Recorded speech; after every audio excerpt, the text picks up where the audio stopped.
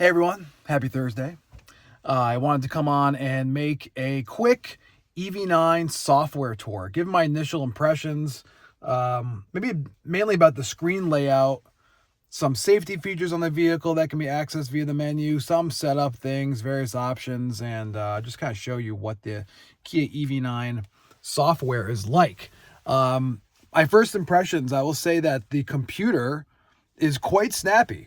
It's easy to use. I think it's intuitive. I think Kia did a nice job with those various things. I'm not sure if it differs very much from the EV6 software. If we have any EV6 owners, let me know if things are different. But let's get into it and talk about the Kia EV9 infotainment software and screen layout. So here we are on the dashboard of the EV9, and I currently have the vehicle charging. But I wanted to just point out the fact that we have essentially three screens here. We have a touch screen here. We have another touch screen here, which controls the HVAC climate system in the rear and the front. And then we have our main screen here, which, you know, if we were driving, shows miles per hour, various cars in the road, safety features, will blink and honk and do whatever at you if you're not paying attention and whatnot. Heads-up display is here. This is not a touchscreen. My one slight complaint is that if I'm sitting in the driver's view here like this, right? If you notice, trying to access this climate screen is a little difficult. You kind of have to like move your arm around and then get to it there. There obviously are controls here, which I use more often than not. But if you want to change like the blower direction or which blower it's coming out of, or you want to access the rear HVAC controls, you have to do it through this screen. Now, granted, you can expand it by hitting here, okay? But it's kind of tough while you're driving to get to this just because of this setup here.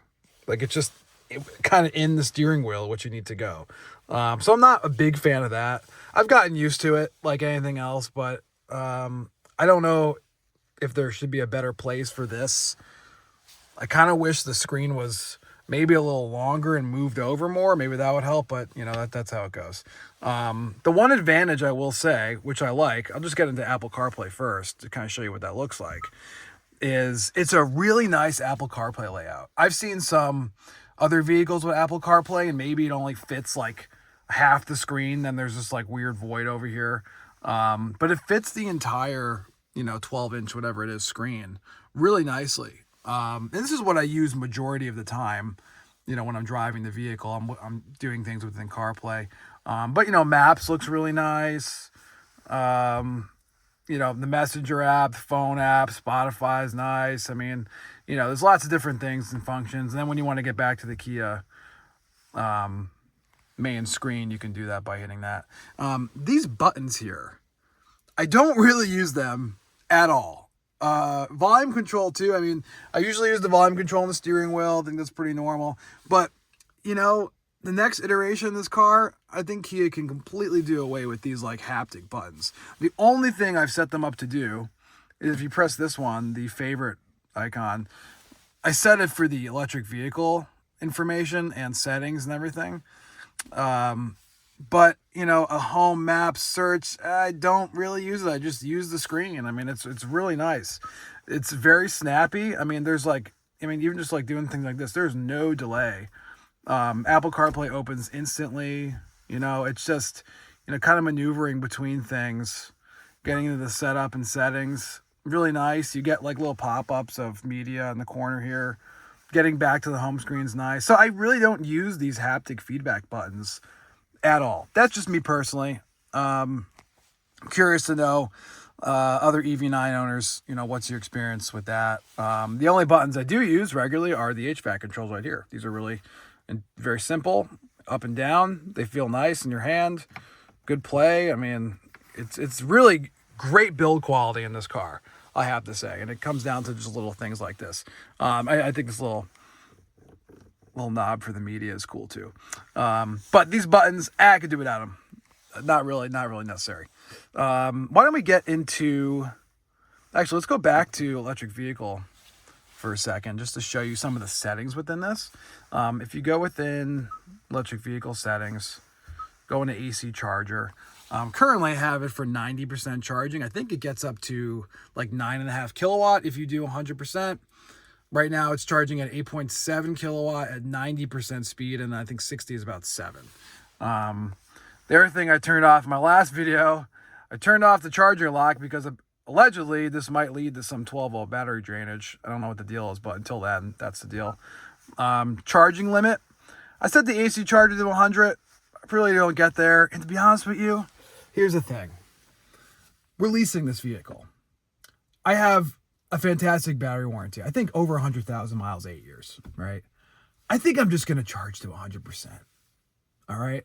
I'm really not too worried about battery degradation. And probably what's going to happen is we're going to turn this car in. If I love the EV9, I may lease another EV9, the American built one with the NACS port. So I'm going to charge you 100%, especially in the winter. It's cold. You were losing range, you know. So that's just my philosophy there. I mean, my Model S, 90% at all times, unless I'm traveling and, you know, I'm not going to be sitting at 100% for very long. But, you know, this car, and that car's got close to 100,000 miles on. So trying to be a little careful. But, you know, fresh new battery pack. I'm going to do 100% AC charging. This is the DC charging speed, which you access through the charging limit in the EV settings. Set that to 80. Mine was default to 100, just FYI. Please set this to 80%. Because it's going to tell you you're going to be sitting on a fast charger for 55 minutes, which is obscene. So don't do that. There is vehicle to load settings, although I've been told my wind trim does not have this, but there are the settings. Another thing to explore in the future at some point. If you go to this menu, we get back to the EV stuff. I think this shows like what's using, electrical use, right?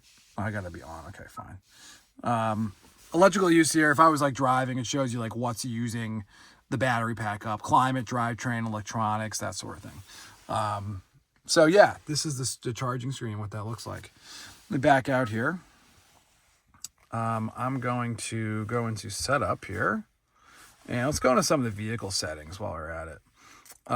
Driver assistance. So we can kind of get into some of the convenience features, might as well. This is one thing I wanted to touch on.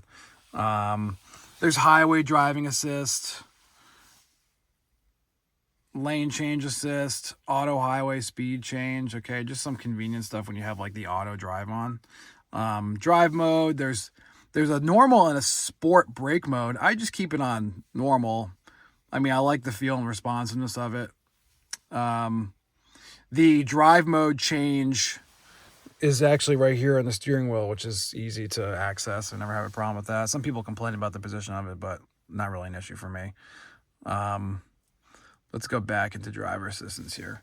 So safety settings, I turned some of these off. I kept the forward safety stuff, collision detecting, kept on standard, side safety, lane safety, blind spot safety, fine, it's good. I took off, I'm not sure if I got to get to it somewhere here.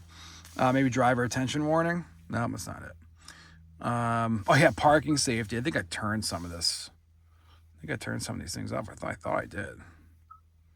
There was something that was annoying me. I pulled up to like a drive-through at Dunkin' Donuts, and the thing was like chiming like there was no tomorrow. I turned some stuff off, but I also turned off the like lane keep assist. It was driving me nuts. You know, even if I was getting like close to the white line, it would like take over and nudge the steering wheel a little bit. So I wasn't a big fan of that. I turned that off. Let me go back here into setup. So that's, you know, most of the safety features that you have. You really have some flexibility on what you'd like. I did EV settings, navigation, nothing too crazy there. Screen layout.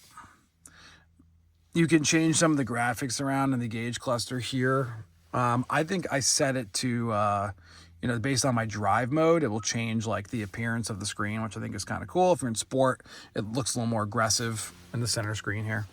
Here's your HVAC controls while we're at it. I might as well just go into this. So climate, everything, like I said, is done through the screen here.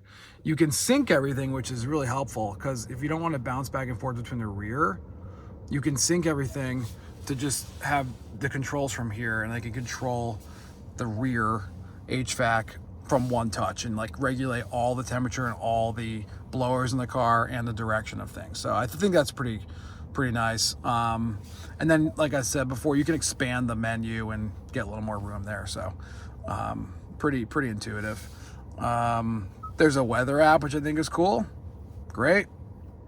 Accurate. Not a problem. Convenient. There's valet mode, which you can like limit the speed of the car. You can lock things, set a password, you know. Pretty normal stuff. I'm gonna go back into setup here. What did I not touch on? I think that's a lot of it. There's voice recognition stuff. I did display. I mean, there's some display settings, camera settings. I don't know if I can access the rear camera. I'll see. Oh yeah, cool. One thing you can do is you can actually expand this if you want, I think. How did I do it before? Oh yeah, there, you can get like full screen rear camera. It always defaults to this, which is fine. I have extended rear view, which like it kind of provides like a little wider camera lens, I believe, which is fine. And then you can turn off the grid lines, but those are helpful when I think, you know, you're operating in reverse. But yeah, my overall impressions, pretty easy to use. I mean, again, you're going to be living in Apple CarPlay most of the time. But I'm impressed. The software is super snappy and responsive. I've really had no problems with like any screen lag. I've had no delay in like starting the vehicle up and driving. I mean, you got to hit the on button. That's the only kind of annoying thing with this car.